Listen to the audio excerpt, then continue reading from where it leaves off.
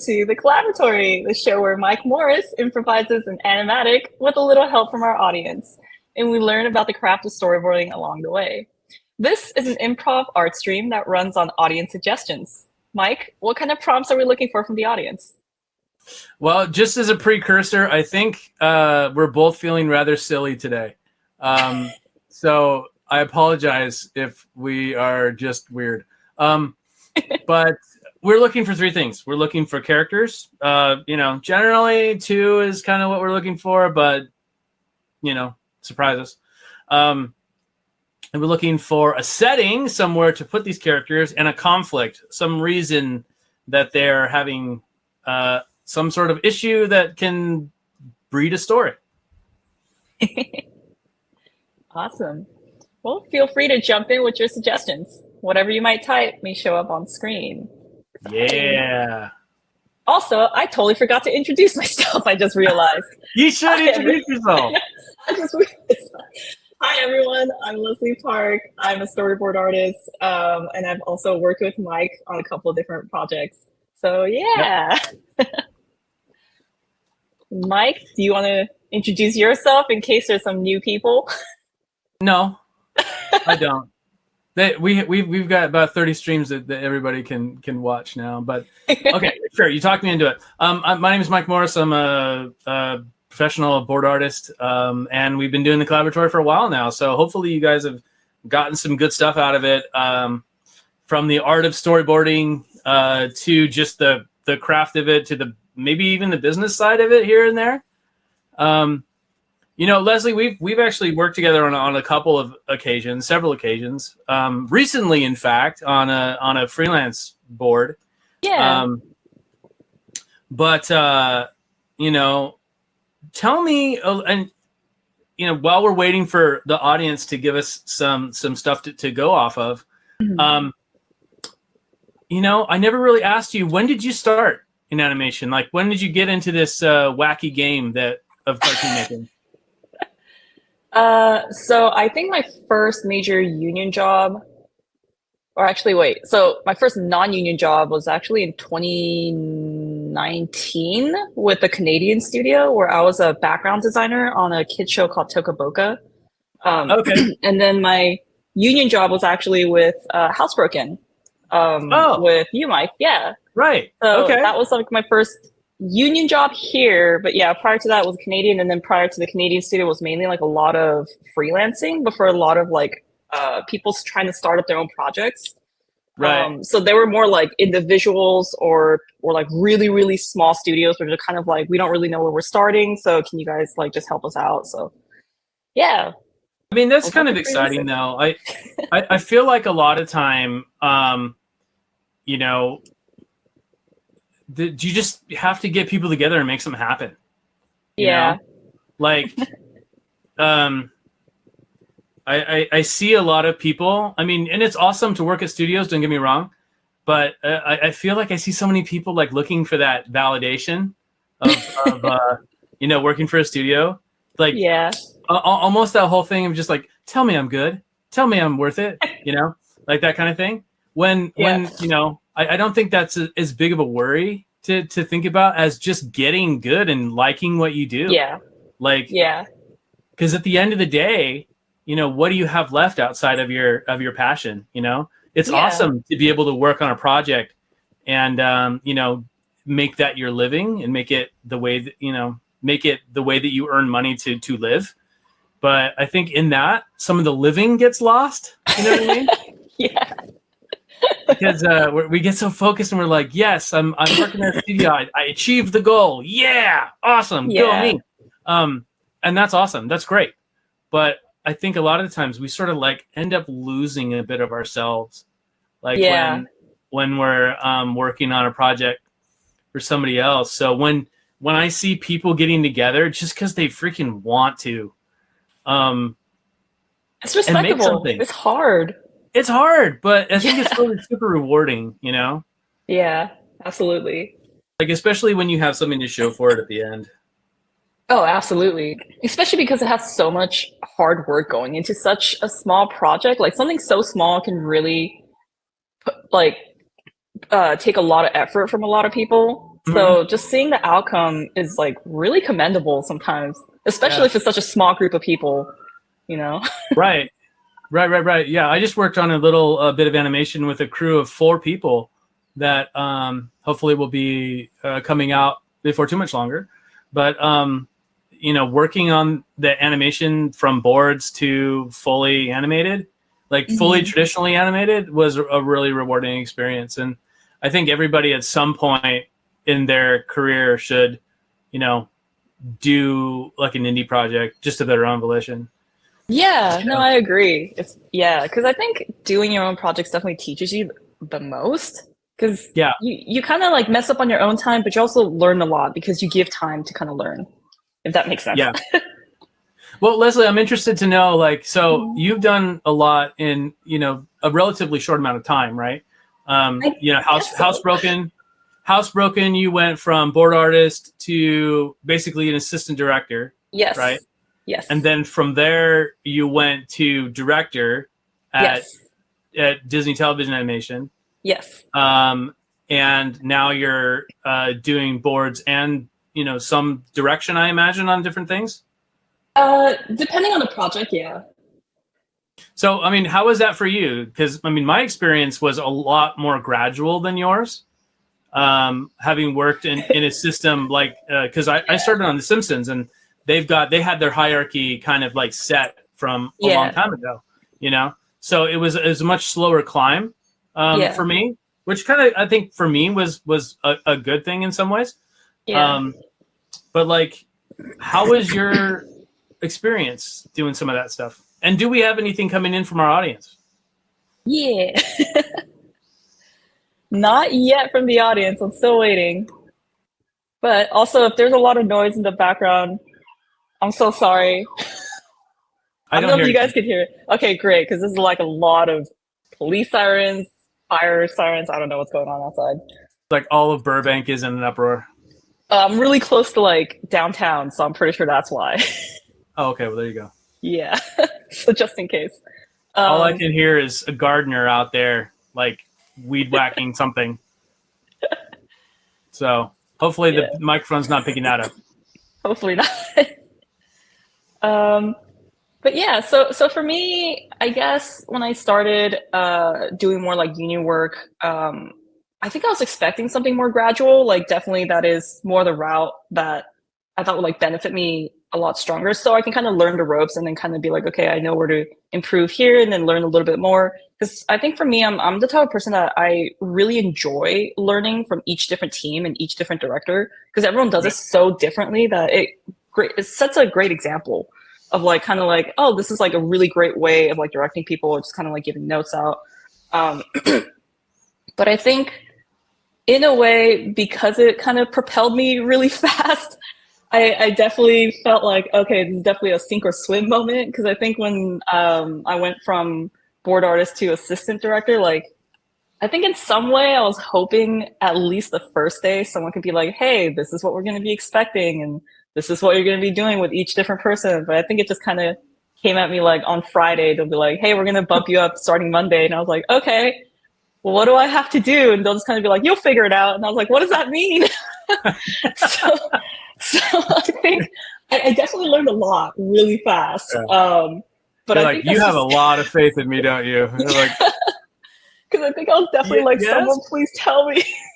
Yeah. Well, I think, you know, when you get into a situation like that, I mean, you know, especially I think in the modern workplace, there's a lot of expectation that that everyone just should know the process innately, and that's just not the case, right? Yeah. So I definitely agree with you that the mentorship aspect of things is really, really important. And I think it kind of gets downplayed a lot. You know what I mean? Like having I've had some really great mentors in my career, and from every single one of them, I learned something different. Either some way of working, some way of relating to my crew, or just some method by which, you know, you operate in a consistent way, right? Because, like, you know, they say trust the process. right? Trust the process, because you're going to be working on this for a while.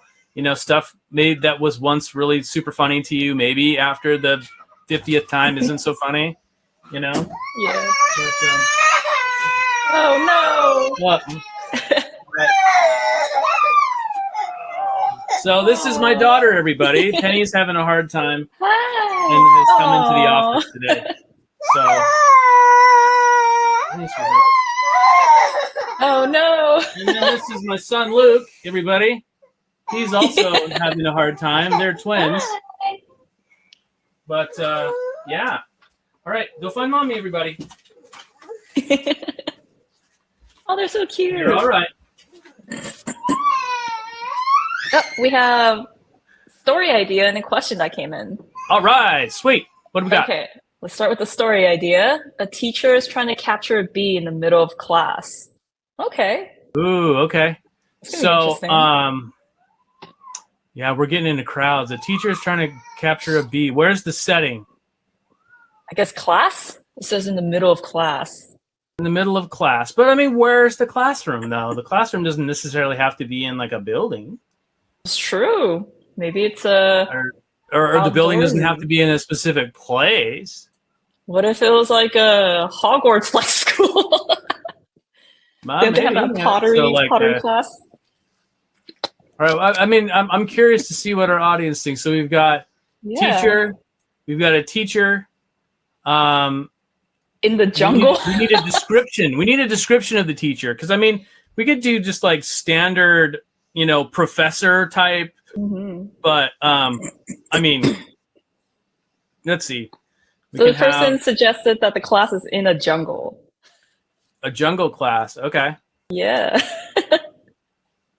All right. That's cool. Okay. So, let's see. I think that maybe, we can start out. Let's start out with like a table surface. Yeah. I think we can start with something and do like a close up from the get-go. So let's put that on an overlay layer so we can put some stuff under it. And then, one kind of fun trick that you can do also is just a depth of field type thing. I'm sure that you've come across lots of depth of field things in your time. You mean like when they blur the background kind of thing? Exactly. Oh, yeah. I love shots like that. Yeah. It's kind of fun, right?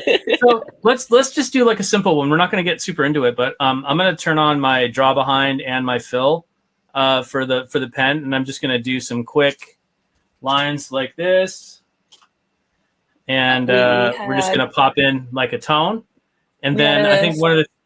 Oh, sorry. Go ahead. Then we can grab some of these brushes. I make a lot of custom brushes because I like custom brushes, but I think you can just put in a couple of little things. I'm going to take off the draw behind and just make something just a little bit off of the, established color here, and just have some like little, splotches of something going on back here. Mm-hmm. So we had the suggestion for the teacher come in. They said the teacher's a chimp, please. Teacher's a chimp. Okay. Yeah. This should be fun. Yeah, this sounds like it's shaping up. Pretty cool. All right. So let's put in we have kind of a blurry-ish background. I think that we could probably do a little bit more to refine it if we had time, but we don't. So let's move on. We got the table. No, we don't want smart panel. We don't want to do that. Not quite yet. We're going to duplicate that. And then on a different layer here, I'm going to add, switch my pen really fast back to this little texture brush. And let's draw, let's draw a fly. Fat fly. I mean, we're in the jungle. What do you want? That's true. juicy fly. Yeah. And this is the kind of thing that I think, you know, like layer motion was made for, right? Mm-hmm. So, I don't know. Do you tend to use a lot of like layer motion on your projects? I think depending on the project, I've used a lot of layer motion, but I think the last project I was on, not so much. Because I think it was more like let's break down the movements. Because I think the show that I was directing on was hand animated, so I think they wanted us to break apart like some of the motion. Yeah. Because it was going to be animated in this specific way after the fact. Yeah. So they're like, oh, can we make sure we have it down so that the timers can make sure like how long each pose is for and things like that. Right. That makes sense. Yeah. Okay. So in this case, I think what we can do is we're just going to grab a little bit of layer motion on this, and I'm going to move it up to here. One of the things I think that when we talk about layer motion that's really, really important is setting up your pivot point, right? So come over here to this side part in the tool properties, and there's a little button right here that says center pivot on selection, because what it's going to default to is the middle of your canvas, right? So if you set the default to the selection, then you've got something that's like right there, right?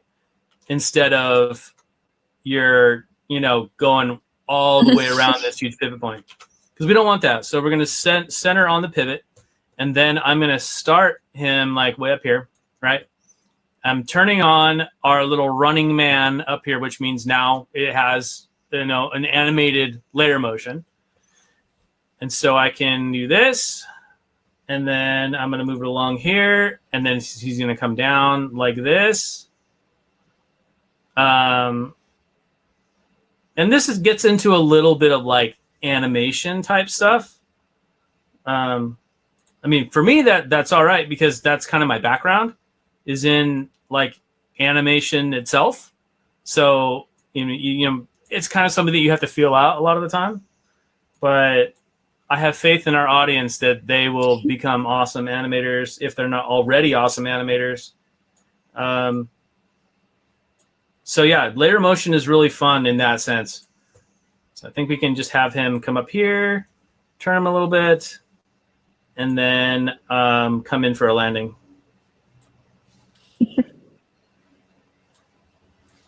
Right.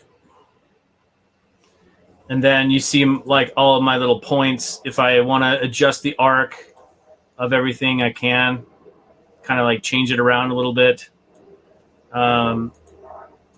And then there's like tools and such that you can use to also do a little bit more. So he comes in and kind of lands like that. Nice. Now, another trick that you can do once you set your layer motion, you can actually break a little bit of this up. So if I wanted to, I could come here at the bottom of my arc and just cut a couple of things out. And then going back into the actual drawing, you can just, you know, mess around with some of the drawing elements.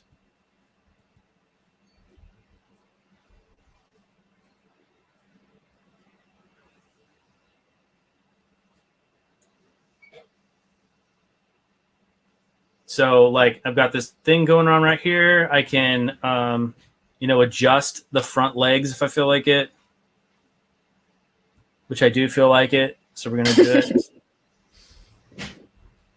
So flying, and then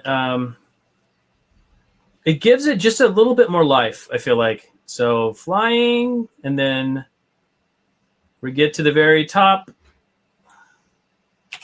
and we're going to cut that a little bit, and then have him like kind of like, you know, get ready to land.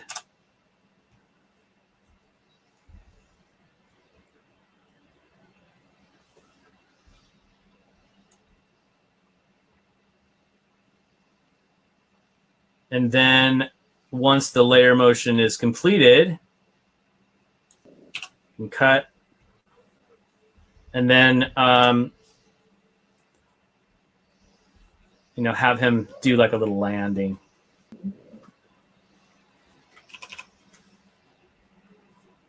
always so fun to watch you work because I love how seeing like how efficient you are with everything. Thank you. Bonk. You know, Little and I think dance. that we can just like copy that panel here, and you know, the panels can get a little convoluted if you don't, you know, watch it. But just gonna zoom in on that and extend this guy a little bit, and then come back to one of our original ones here. So he's landing, and then there's a little squash drawing, and then we can just pick him up a little bit. Whoops, we gotta get the whole thing.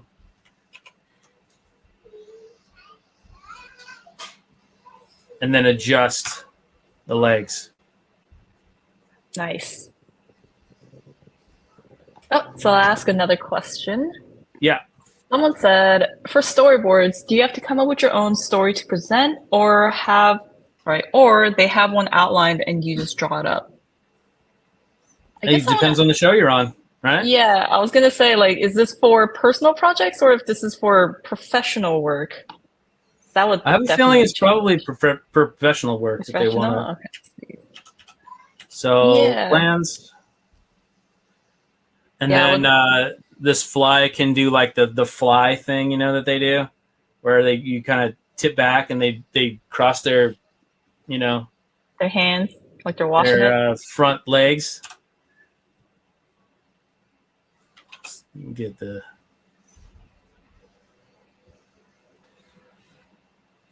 that going on there.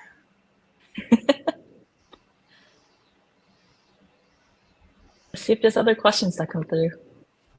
So it's kind of like not right, but maybe you can just do this instead.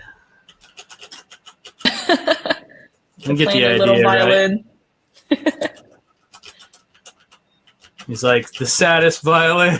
Like, when people sarcastically feel sorry for you. Violin. Oh, you poor baby. Yeah.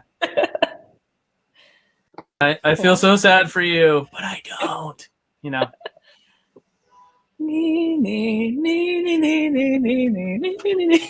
Yeah. That's a beautiful song, Leslie. From SpongeBob with Mr. Krabs. You know, I never did watch a lot of SpongeBob. Really? Oh my gosh, they're so funny. I don't know, I feel like that humor probably wasn't the right time for me. You know, the right timing as far as like true, yeah. My main consumption of cartoons. Yeah, you know, I think SpongeBob just defined the whole generation of humor for a bunch of people. The rumor was when Hillenburg pitched that show, that he had like a model, like he'd actually taken a pineapple and hollowed it out and made like SpongeBob's house. Oh, and really? So brought in like a diorama model of it. And you know, sit down and started a pitch, and they're like, "Well, he lives in a pineapple under the sea," and they're like, "Sold!" You know, like immediately. I mean, that makes sense for Nickelodeon. So they're like, "That's the weirdest crap we've ever heard." Yes, we're on it. I mean, based off the history of the shows that Nickelodeon had, I think it definitely fit. Okay, well, let's copy this panel right here, and we'll stick it here right at the end. So he'll have like a little, you know, up and down, and then down again. And I think what we need in this particular situation is a giant fly swatter kind of coming in. Gonna be that chimp. Oh, yeah. You know what? That's even better. Hand.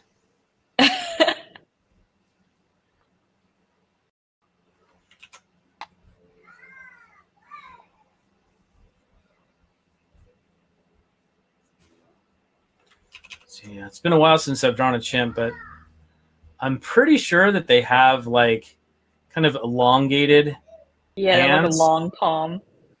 Yeah, and like really like large like index like finger pads at the very end, you know? So kind of like big finger pads, like right here. Get your master hand drawings. Ugh, no. Okay, next question. In storyboard, what is better, black and white storyboards or colorful ones? How much time do you have, and how much are they paying you? I don't Or know. how much do I mean? It's really up to you. I mean, in some cases. So, for instance, like I worked on DuckTales for a while, and so we have 4 characters of very similar size, like Huey, Dewey, Louie, and Webby, right? So often, as an easy way to differentiate them on screen, we would just use different colors to color them in. You know, like instead of everyone being black and white, like, you know, Huey had a slight, you know, reddish fill in his character, and, you know, Louie had green, and Dewey had blue, and Webby had pink, you know? And so we would kind of just give that a really quick read by using the fill color. So, I mean, and really just kind of comes back to what your director wants, or what the production needs are, and what you have time for. And it doesn't have to necessarily be like full color, you know, super detailed stuff.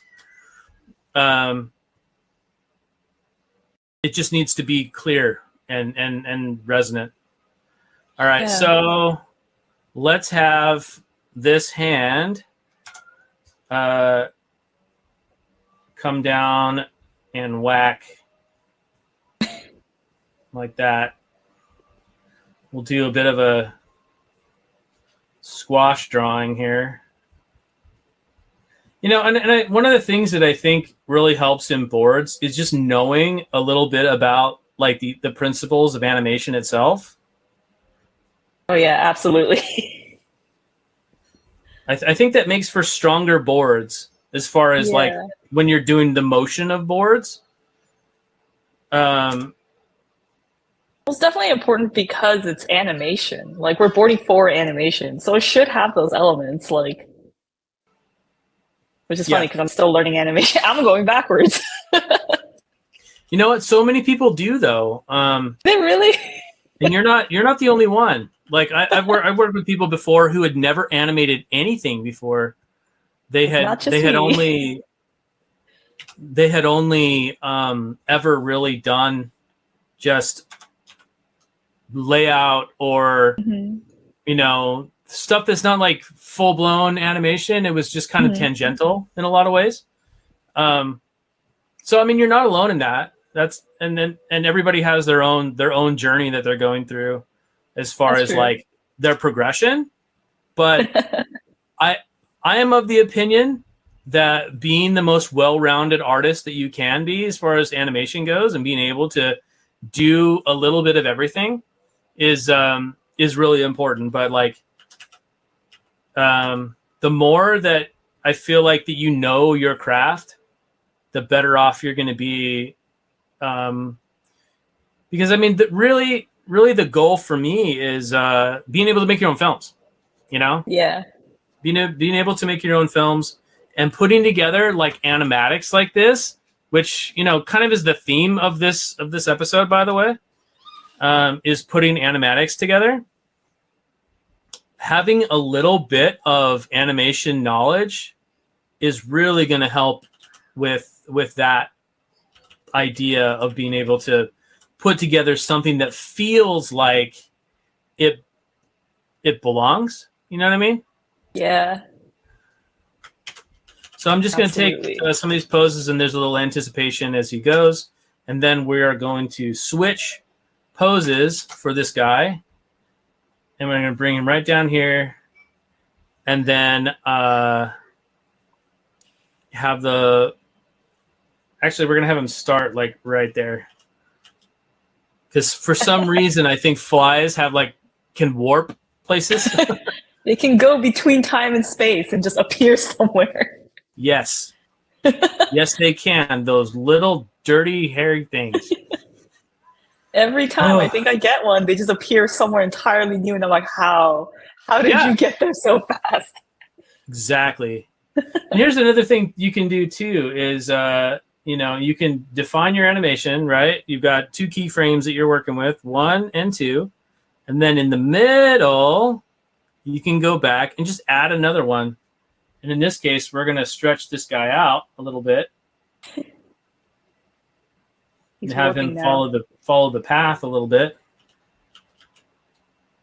So when he goes out, he's whoosh like that, like whoa. Another thing that's really cool too is down here. I mean, we're getting a little granular right now, but the easing is really nice, and our ease and out parameters are really full. But this kind of gives us a big, quick exit, So he pushes really, really hard and fast to get out of the way of that.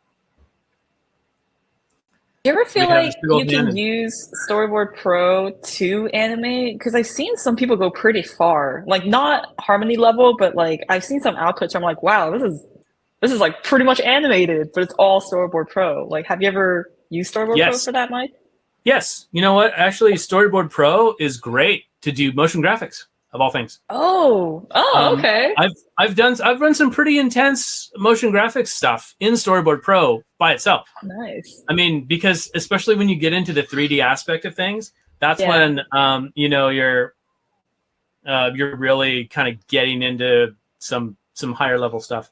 All right. Now we're gonna change shots. Let's do something with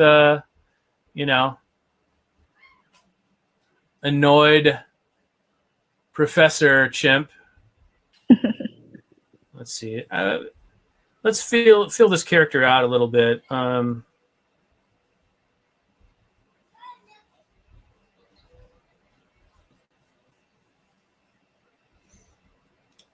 don't know. The tendency is to make him look like the Blender monkey, Oh. So let's see. Let's just do a little bit of a quick monkey design and then change it from there, huh?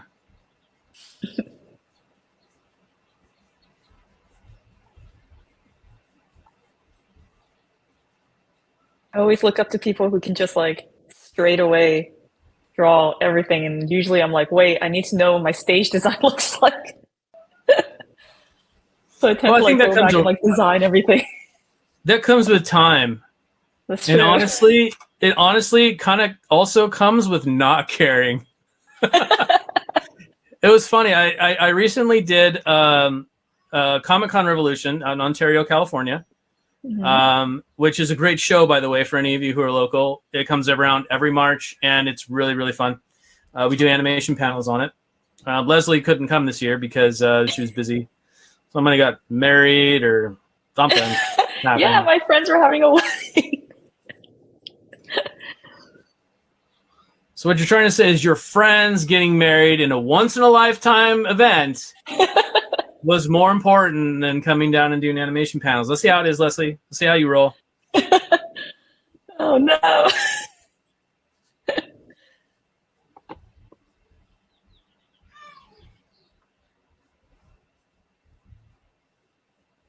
Great expressions already. What type of professor or teacher are you imagining for this chimp? I don't know. I think we should leave it up to our audience. Like, what is he teaching? Yeah, I kind of want to know too what your suggestions are. Oh, in the meantime, we had another question come in. Which daily practice would you recommend doing to improve your filmmaking skills?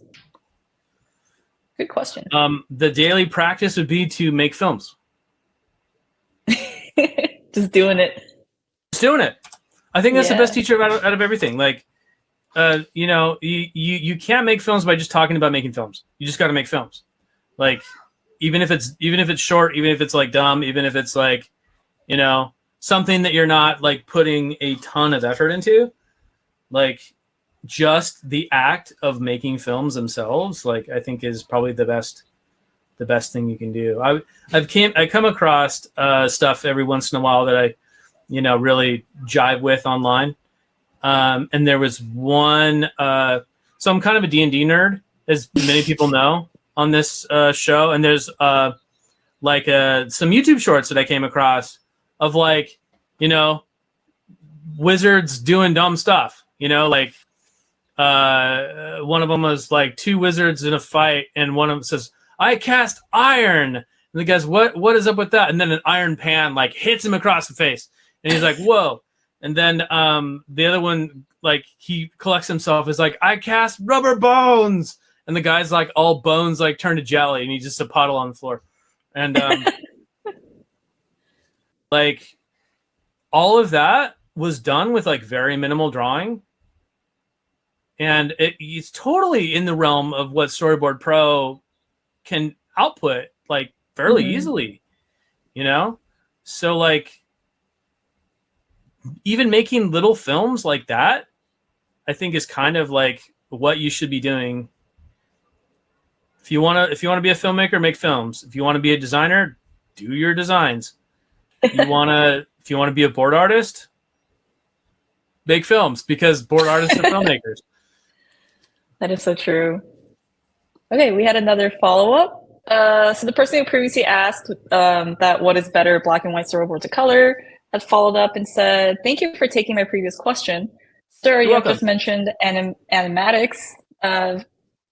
For me, it's always been a fascinating topic. Could you please elaborate a little bit?" A fascinating topic, like elaborate on what exactly? Yeah, I think they wrote animatics, but I don't know if this is specifically because it was spelled with a T. Spelled with the X at the end. Is that something specific, or is that just typo?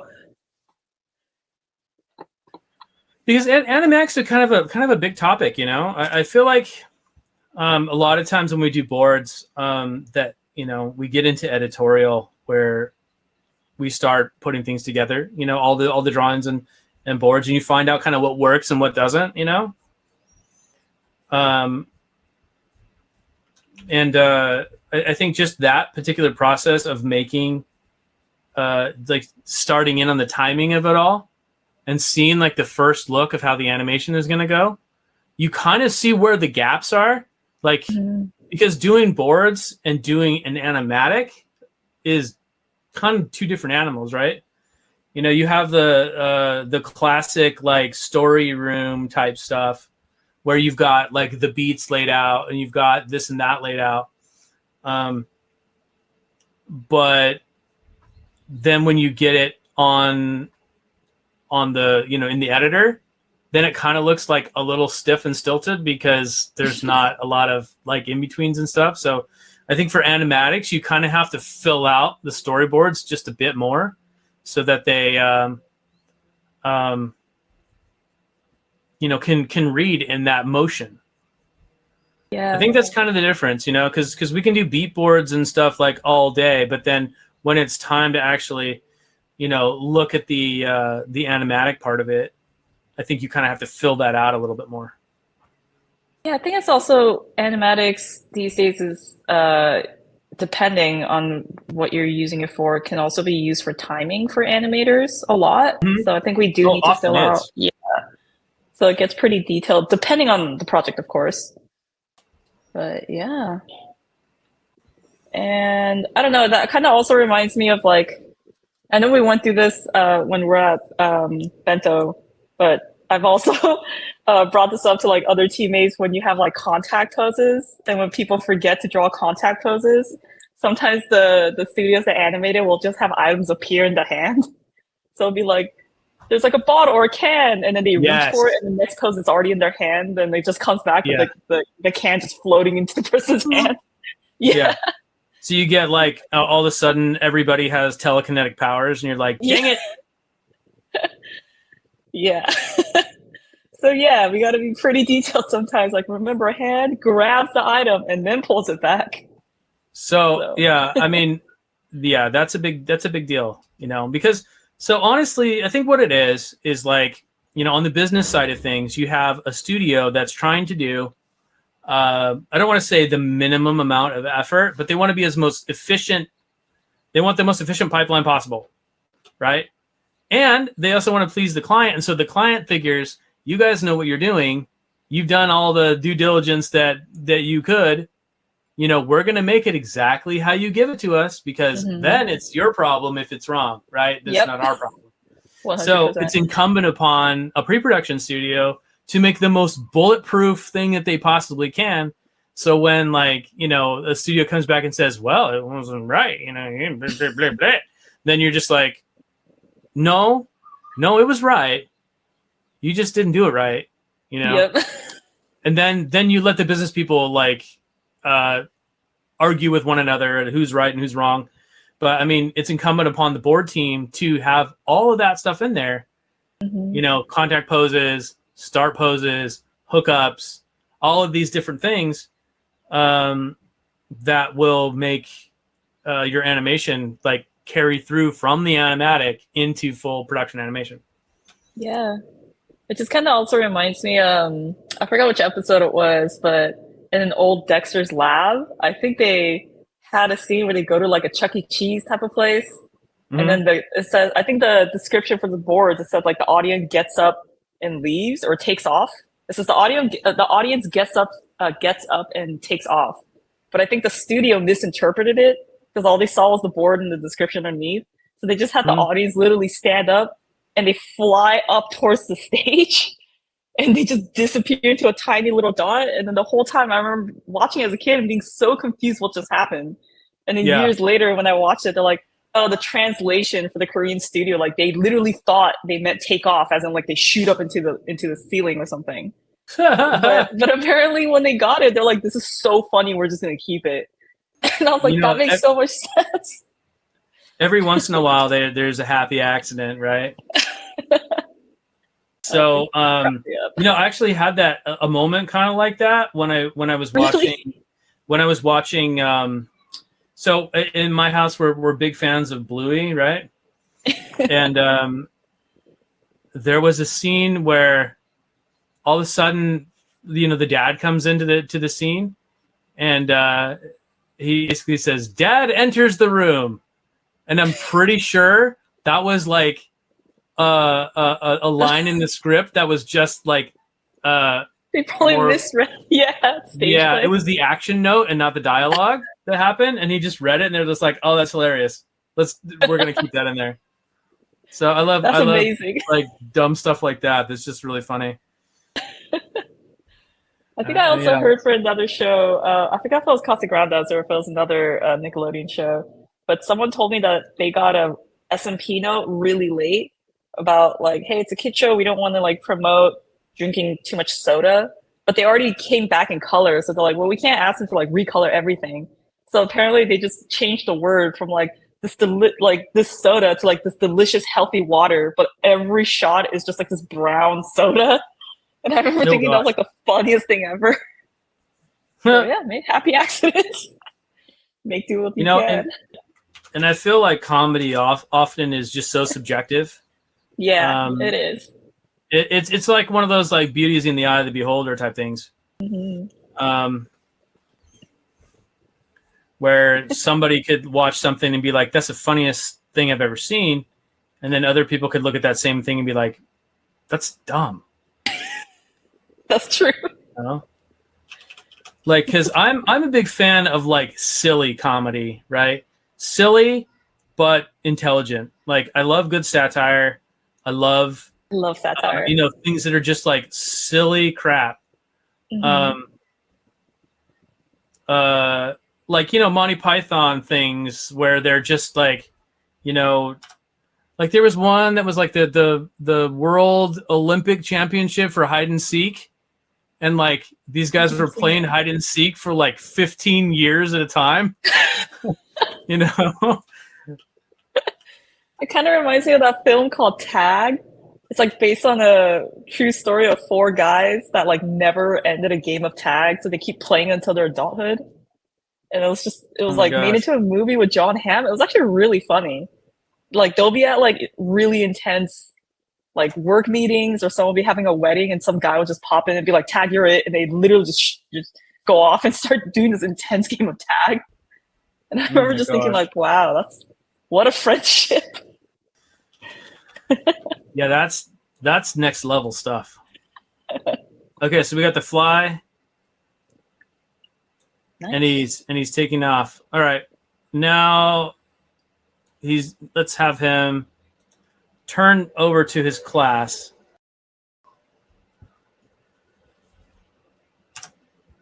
Any other questions from the audience? Let's see. I guess while we wait, I had a question, Mike. Yes, what's your question? So, and I think you kind of mentioned or answered this a little bit before, but I want to expand on it. I wanted to ask, so what was your experience going from a board artist to like supervisor? And if you had any advice for your younger self, like knowing things you know now, like what would you say if you could speak to your younger self? I would say get more organized. Really?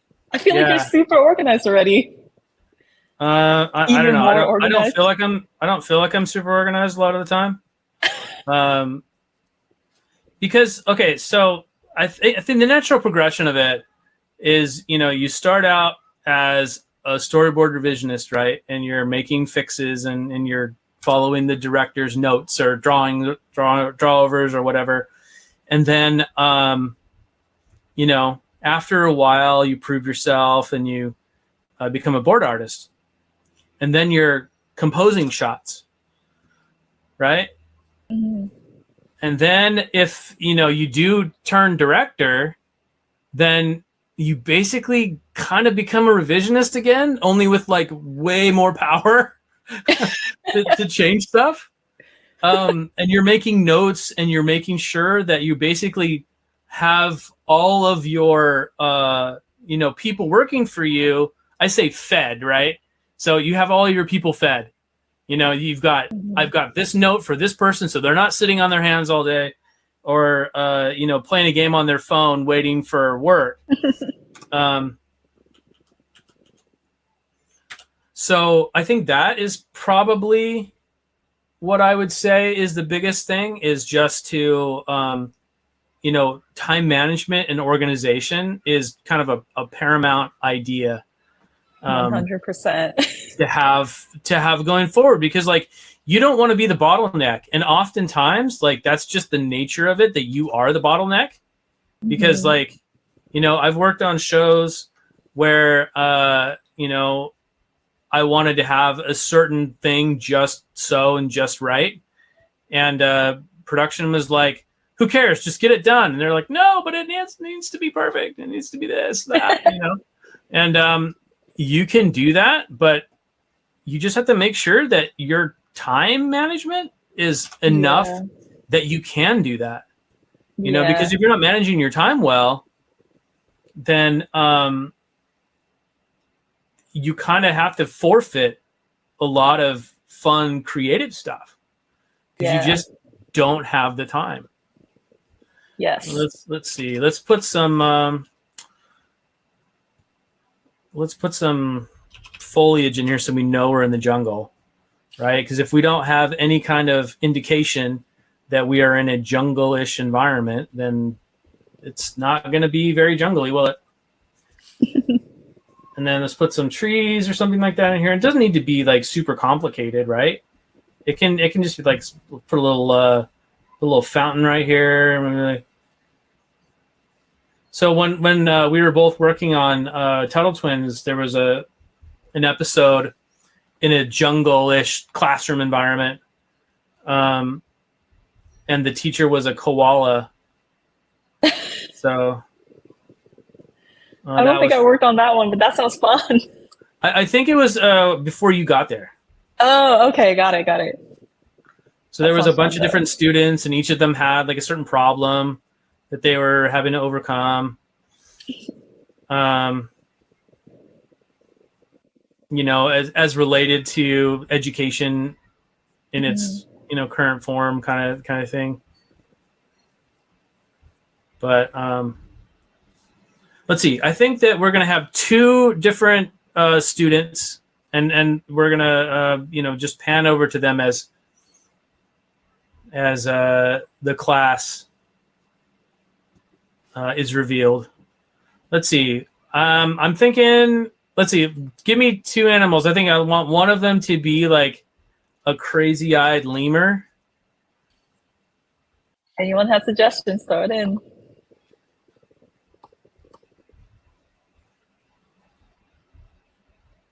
It's just gonna be a wall-eyed.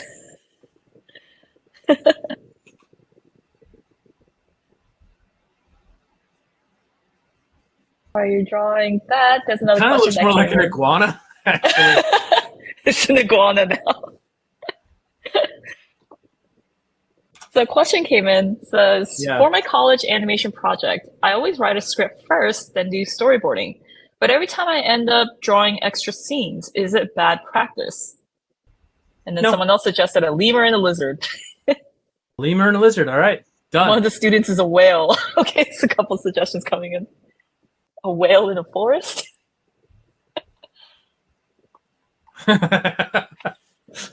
It's kind of funny, actually. Sure. It's like they can't even fit. A whale. What? This little tiny mouth. That's great. Let's do the lizard and the whale. I like the lizard and the whale because that seems like a really weird combination.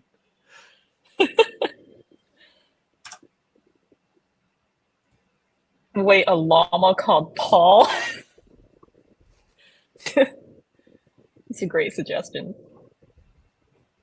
Let's see. I'm gonna try and add to the answer for the college question, but feel free to jump in anytime. Like, why you draw your whale? Can you repeat the question? Yeah, I was fixated on the idea of a whale in the jungle. Yeah. For my college animation project, I always write a script first, then do storyboarding. But every time I ended up drawing extra scenes. Is it bad practice? No. Yeah, no, it's not because things evolve over time, you know, and that's all right. I mean, sometimes you just realize, oh, well, I didn't foresee this particular problem in the script, but now it's revealed itself, and I need an extra shot, you know, here and there. And there's nothing wrong with that. There's nothing wrong with that whatsoever.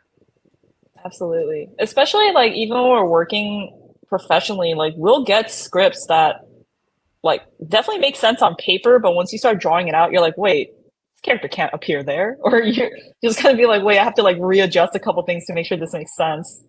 So I think it's just the nature of it. No, you're right. You're right. It's just the nature of it. So it's not bad practice. It's just filmmaking. Like, you're going to change your mind. You're going to say, well, this is working. Is this playing out? You know, it's a refinement process. You go through it and you keep refining, you keep refining, you keep refining over time. And, you know, that's just how it is. Yeah. Okay, so let's see. Let's put whale right here, lizard right here. And we're just going to start like doing really derpy drawings, by the way. Because we're running out of time and I was getting too precious with drawings. So we don't have a conflict though. Like what's the conflict is the fly. Yeah. So this guy is going to try and look like super refined while he's teaching.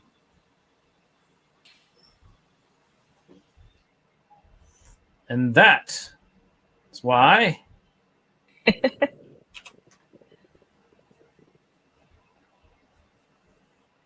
does the professorial point.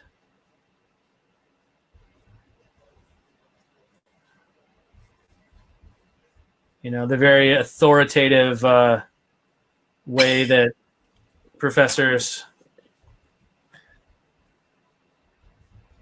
present themselves.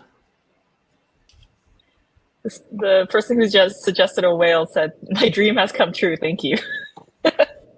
You're welcome. Thank you for the awesome suggestion. You know, and that's one of the things that I love about this show on the Collaboratory is just the creativity that our audience brings to it. Like, you know, I said earlier, I love wacky stuff. So it's very gratifying when people are like, I like wacky stuff too. Let's make some wacky stuff. Let's put a whale in the jungle. Yes. Such a great suggestion.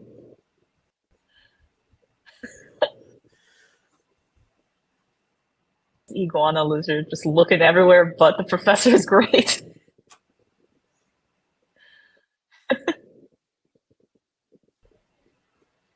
You know, he's got the one hand behind him. You have to table.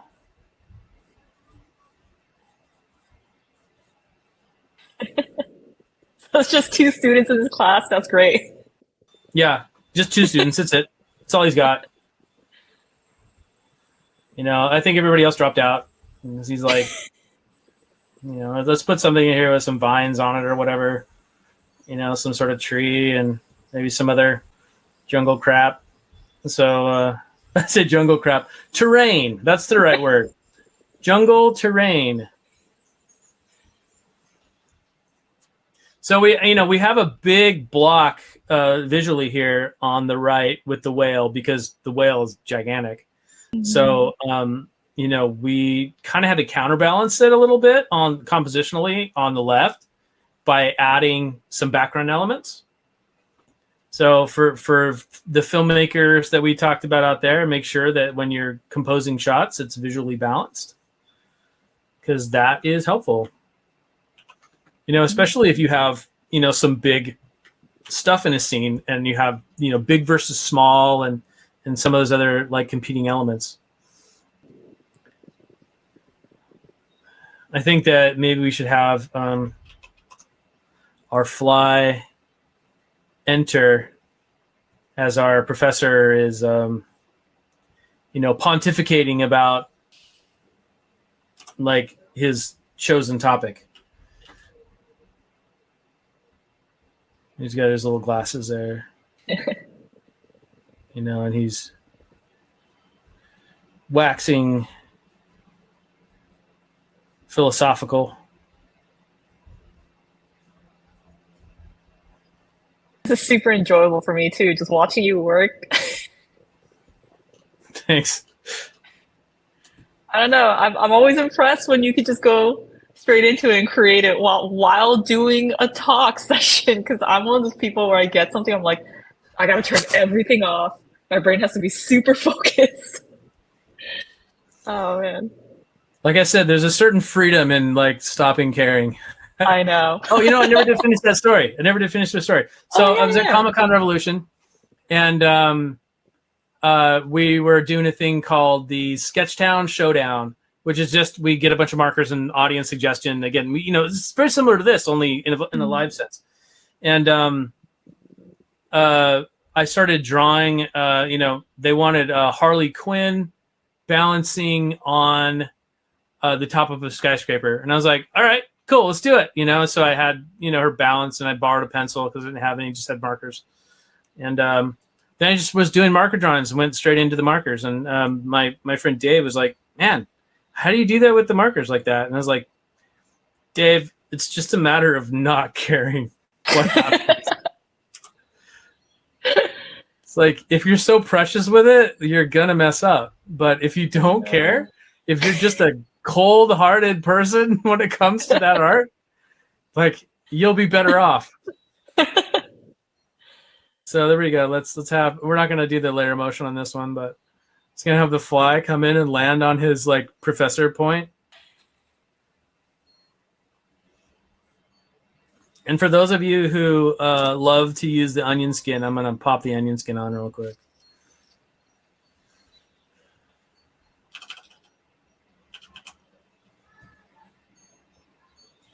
Oh, zoomed in quite a bit right there.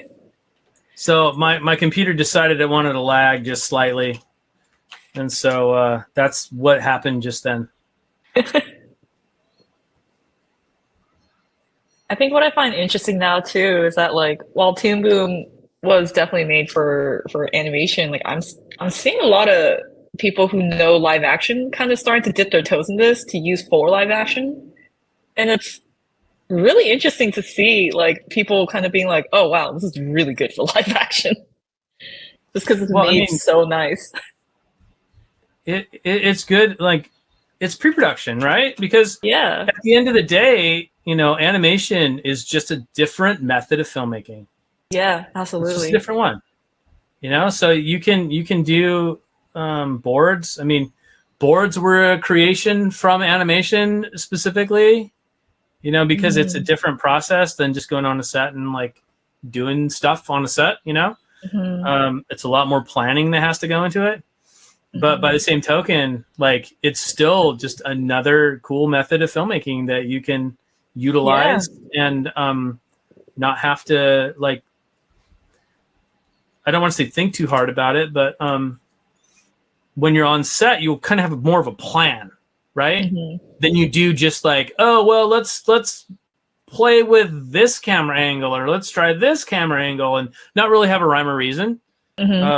But it's a visual script. Yeah. Any other questions coming through?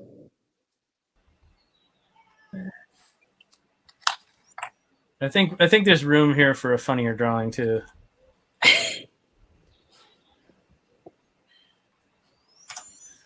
There are some people in this world that just know how to make a funny drawing. Yeah, actually. There's a couple artists I follow, and every time I see this stuff, it just cracks me up. And I'm always like, I wish I could get to that level of just drawing hilarious, ugly faces.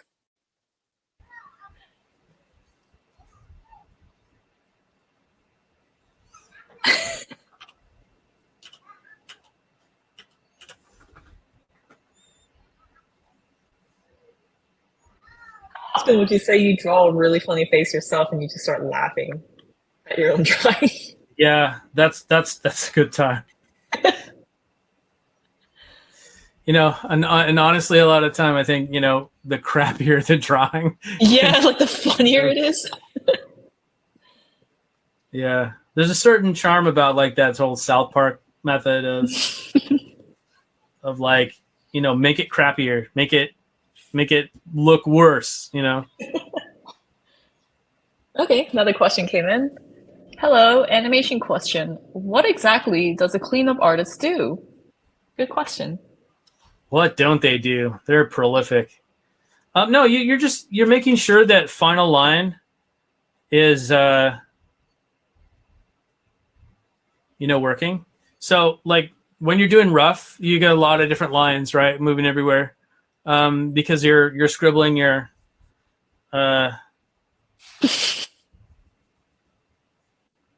you're doing what I'm doing right now, just kind of like filling it out and you know, doing the forms and everything like that.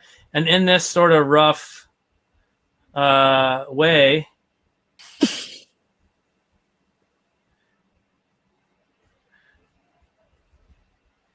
but then final line has to come through and make sense of it all. So you've got to make sure that each line is relating to the next one, relating to the next one that relates to the next one, right? And because there's no room for error at that point. So you have to, they're really like, they're the people that regulate what is actually going to be seen on screen and what makes the drawings flow between one another, right? I think a good final line cleanup artist, they are the best at making sure not only to not lose the original intent of the rough drawing, and they refine it and they make it work as a set and a whole, right? Because if you have this kind of drawing, right, you can be a little bit more forgiving of the thing you do like right after, right? So like it can be a little bit rough, but if you have a clean line, you know, something that has to be absolutely exact and then have to be exact over several frames, I think a good cleanup artist is really good at making sure that those are accurate. Like and that's really hard to do eye. Because it's a crazy attention to detail that I think a lot of people tend to not have a lot of the patience for. You know, because they want to do something that's like gratifying right away and get you know, get something working.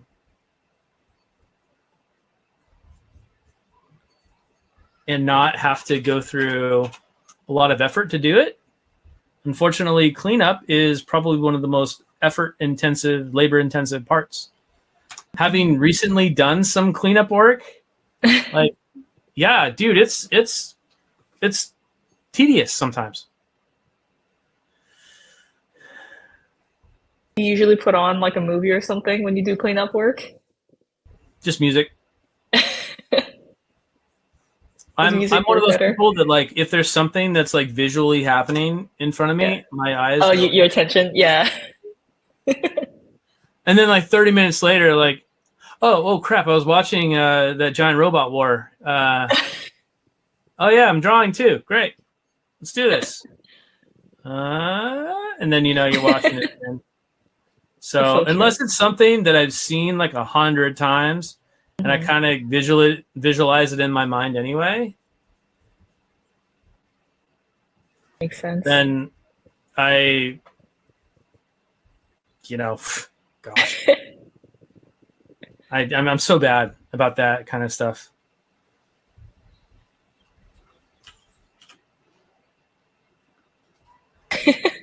Love just drawing. Like he just freaks out immediately.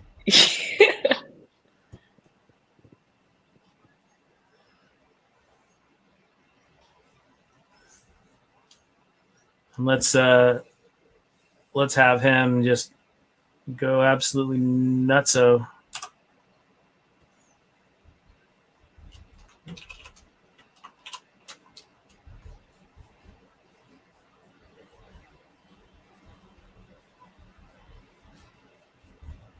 Yes, unhinged drawings.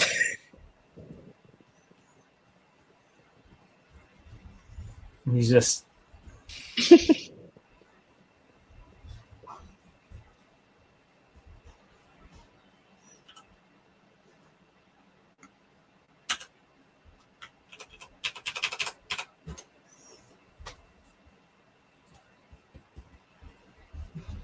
let's not be too scribbly with it. We gotta be scribbly in some ways, but let's put some multiples in there.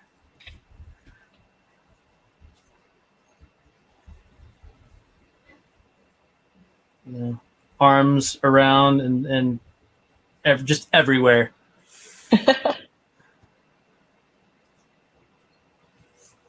Kind of miss watching cartoons that are really unhinged.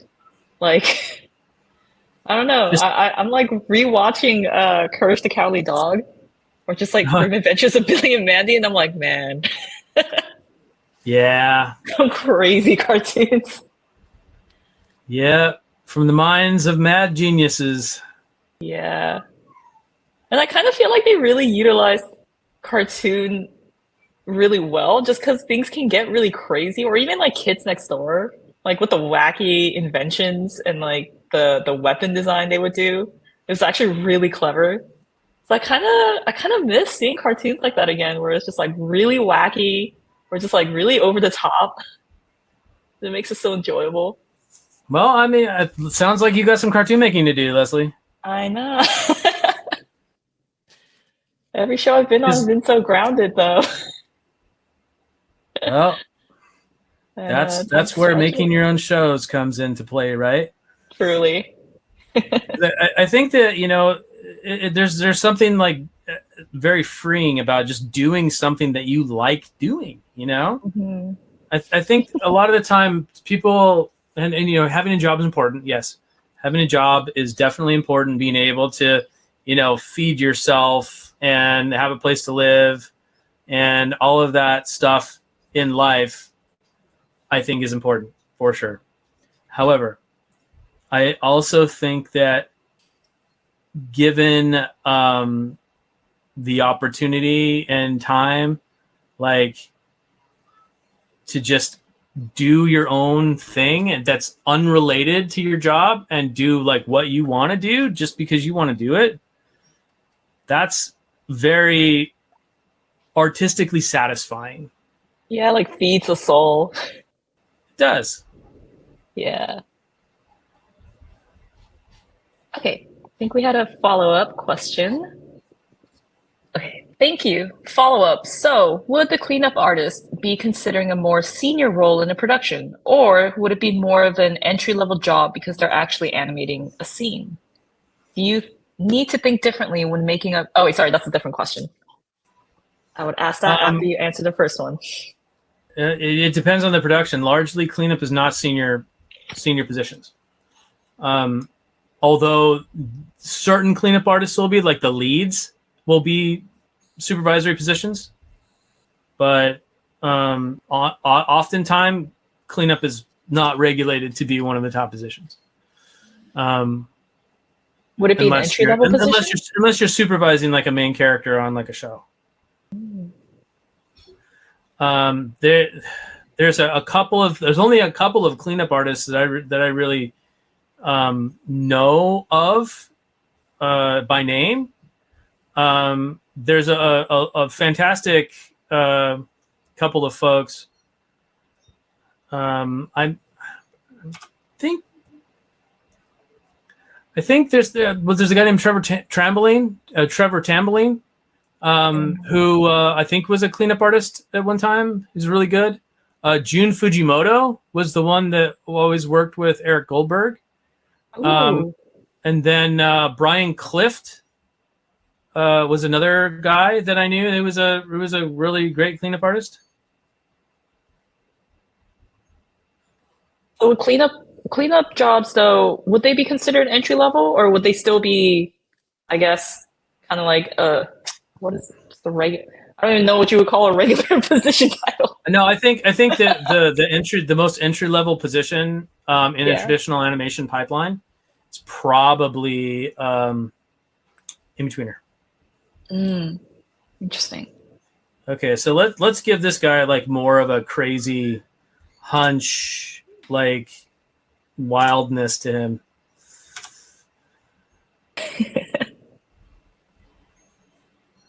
Some of my favorite animation drawings are Ratigan from The Great Mouse Detective. Oh my gosh, I haven't seen that forever. In that one sequence where they're fighting at the clock on Big Ben. Some of those Ratigan drawings are just so good. You know, like when he's getting caught, like his cape is caught and he starts becoming feral, like a feral sewer rat again. And like some of those drawings are just so good. Oh man, unhinged drawings. Oh, next question. Do you need to think differently when making up camera shots with animation versus real life camera shots? It's an interesting question. Yes. Yeah, absolutely. I think that you have to understand the limitations of the medium you're using. Because, you know, how to compose a shot for a 2D thing versus a 3D thing versus a live action thing, right? So live action has this unfortunate limitation of reality.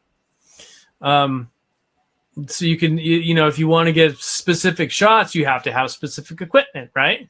So drones or dollies or cranes or just a tripod in some cases, right? So you're kind of in the face of reality until you get into visual effects, which basically is animation, right?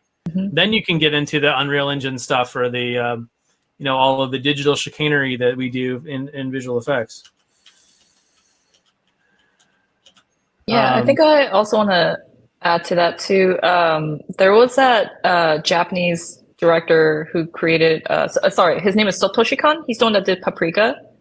And I think someone asked him once as well, because he makes such grounded anime, yet the context of it is so absurd and over the top that when someone asked him like, hey, would you ever consider going to live action? His first answer, because he animates, his first answer was like, no, because in animation you can cut frames. In live action you can't because it'll jump and feel weird. So a lot of the magic is lost when you do live action compared to animation, depending on what you're animating, of course. But I thought that was such an interesting answer because he's an animator. So then they'll kind of look into like how quick and fast his transitions are and how he can get a couple of frames in for like a 6-second moment that your eye will catch. But in live action, when you try to repeat something similar, it takes really long. So it kind of takes away from that magic. So that was just an interesting answer. I was like, oh, I didn't even think about that. Well, I probably said it before on this stream. I'm not sure, but Rumor has it that Alfred Hitchcock always sort of was a little bit jealous of Walt Disney because if he had an actor that was being difficult, he could just crumple him up and throw him in the trash. That's a great answer.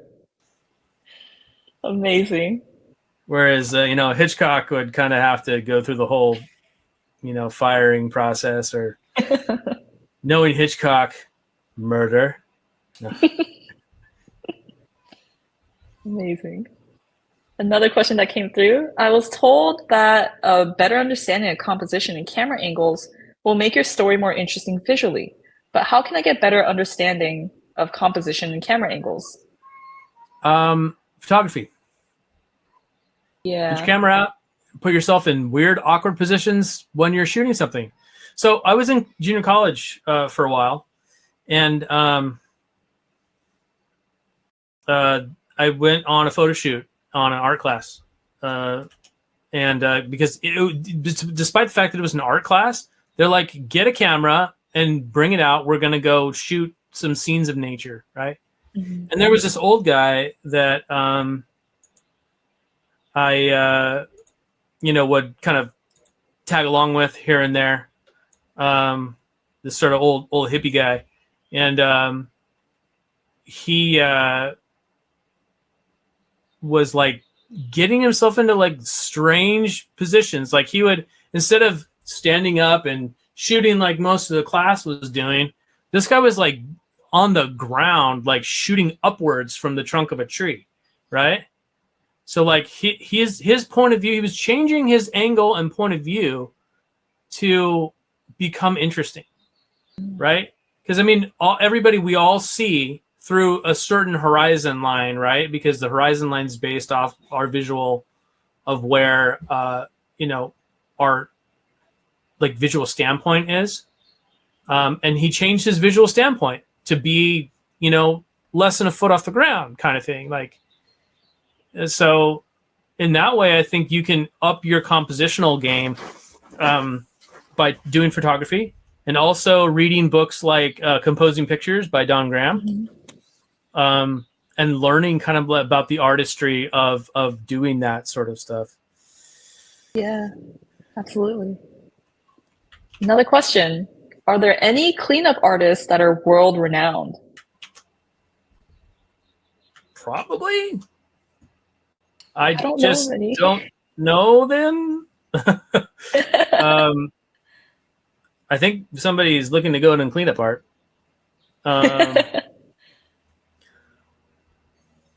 So, world renowned, that's hard to say because there's a lot of people that are kind of like the unsung heroes of animation. Yeah. And I kind of feel like cleanup is one of those.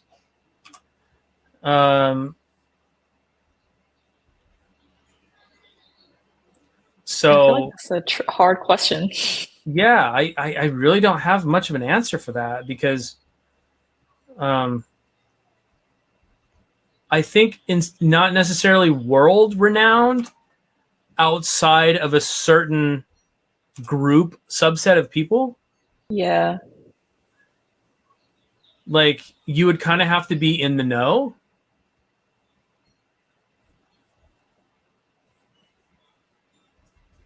It seems like we got 10 minutes left. All right, Mike, do you want to run your animatic? Show what we got so far? Not yet. 5 more minutes. Okay, we got 2 other questions then while you try to finish up. Puppet animation or traditional animation? Which one is the common practice? Common practice? Probably puppet. Yeah, I was going to say that too. Because it tends to yield faster results, and a lot of people just aren't willing to wait. Mm-hmm. It really depends on the project. Yeah. Next question was, how important is it to build a visual library for storyboarding/animation, and when the use of reference comes into the game? That's a pretty good question. I'll let you answer that one, Leslie.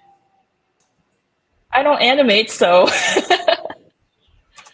Let's Oh, see. but building a visual library, though, I mean, I think we all do it in some way, shape, or form. Let's see. How important is to build a visual library for, let's say, storyboarding, and when the use of reference comes into the game?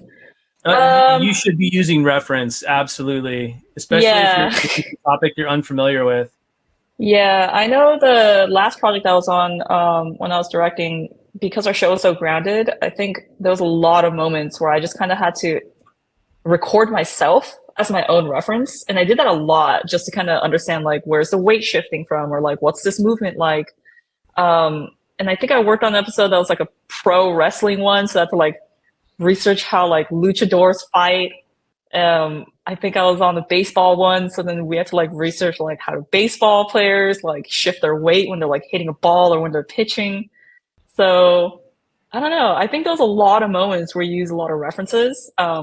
Definitely having like a good visual library for yourself is really helpful. But if it's on the subject, which realistically, any project you're going to be working on, there's going to be at least one thing, most likely a lot, but at least one that you're going to be like, I have no idea what this is. I have to go research what it is. Yeah. Yeah. And I think a lot of people, actually, I don't know if this is true for a lot of people, but I think some people tend to just kind of forego reference and they just kind of be like, well, I'll just make it up. But depending on what your project is, like having reference, even if it's something outrageous or like really over the top silly, it's still really helpful to have reference. Well, I think it makes it more authentic, right? Yeah, absolutely. I think there's a certain authenticity that is required when you're doing something you're unfamiliar with, especially if you're unfamiliar with it. Mm-hmm. I think that, if you do something that you're not in the know about, that isn't like part of something that you do, like say you're doing a thing about like motocross or something like that, right? And you've never done motocross in your life before, it would be in your best interest to reference it. I'm just kind of laughing at this whale just coming down into frame. How would he do that? It's amazing.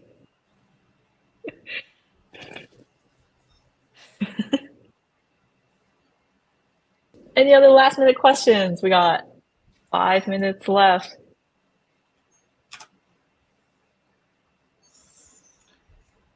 Okay.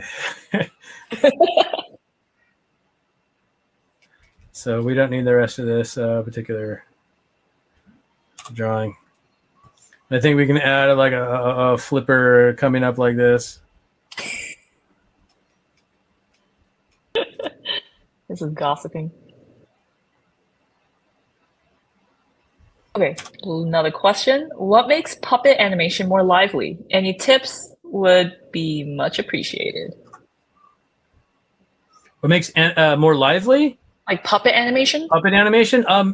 I think if you do like a rough in traditional and then like use the puppet to follow that, I think that makes it usually more lively because you're not thinking about the puppet itself so much as you're thinking about the animation.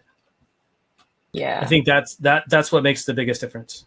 Okay, one more little thing, and then we'll pitch this. Okay. Sounds good. And any other last minute questions coming through? Let's see.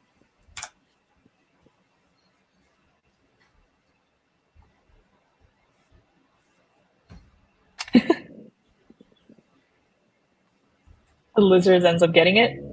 Yeah. The lizard was just watching the teacher suffer this whole time. Hilarious.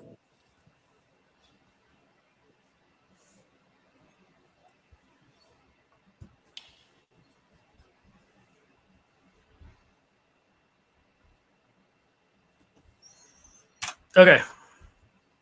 Awesome. All right, here we go. Pitching the board. All right, so let's go to our camera view, the venerable camera view. All right. So coming through, we have a fly come in and land. Boop. And start rubbing his little forelegs together. As a hand comes, bam! And he flies away just in time. someday. And he turns to his students. One of them is obviously a whale and an iguana. It's like, now, about temper. One must always keep their composure. Even in the face of adversity. And he gets super pissed. And then just immediately goes full chimpanzee, you know. Hey, Leslie, could you do some chimpanzee noises for me? Oh, man, really? Monkey scream? Wait, no. So, monkey scream. You know, and he just goes completely bonkers. You know, I'll kill you. You know, he torments me every day. And this would be like the, you know, the crazy monologue voiceover, like that's in his head. Like, one day my revenge will be sweet, you know. And then he just is like, looking around, like being super crazy. Face me like a monkey, you know. And then, I think this guy's crazy. Want to go get a snack?